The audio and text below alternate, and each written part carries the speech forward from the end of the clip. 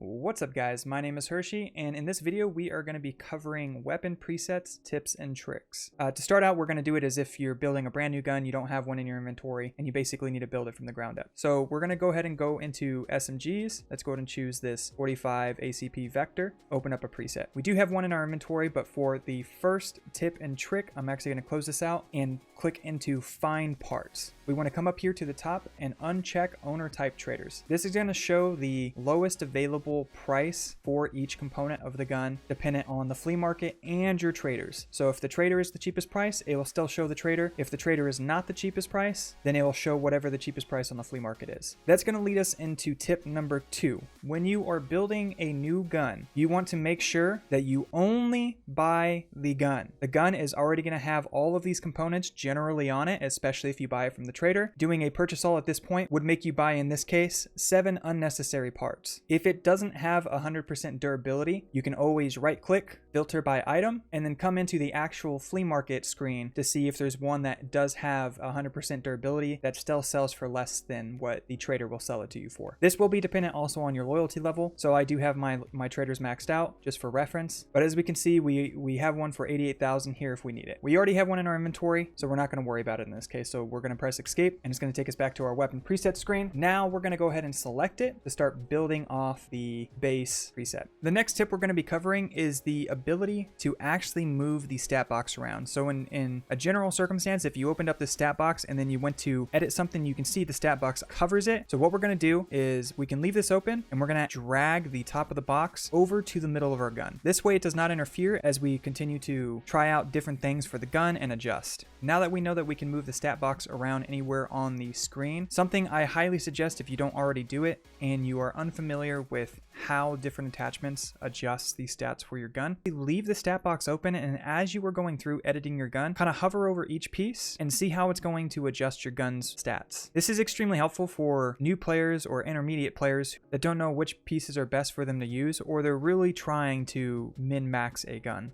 So now we have a pretty nice little 45 ACP vector. The next thing we're going to go ahead and talk about, which for most people they should already know, is the ability to save a preset, but we're going to take it one step further. We're going to come into save as, and for the preset name, we're going to name this based off of if it's like a high ergo gun or a low recoil. By doing this, it makes it a little easier if you know you're going to be doing some form of close quarters and you want to be able to have like the lowest recoil possible. You can easily name this low recoil 45. Let's go ahead and click save. Same goes for ergonomics. If you want something that is a higher ergo that you can sight down quickly for medium range engagements, or even to be able to hold a scope for longer, do the exact opposite. Just name it high ergo 308, high ergo 762. Because the two biggest stats right now in the game is generally going to be either your ergonomics or your vertical recoil. Most of these other stats do play a part, but the two stats that when people talk about min-maxing is going to be ergo and recoil. Generally, you want to try to have the highest ergo and the lowest recoil, but it's not always possible to do that. For the second to last tip and trick I am going to show you guys, now that the gun is assembled, we have it named, we're going to go ahead and assemble the gun, but instead of purchasing anything that you still need, anything that is still missing with fine parts, go ahead and click on assemble. If you do find parts, it's going to show you every single part you need for the gun, regardless of if you have it. So let's go ahead and click on assemble. And right now you're going to see a warning message. It's going to show you all of the pieces that we are still missing. Go ahead and go to buy parts. Like before, let's uncheck owner type traders and purchase the parts we're missing.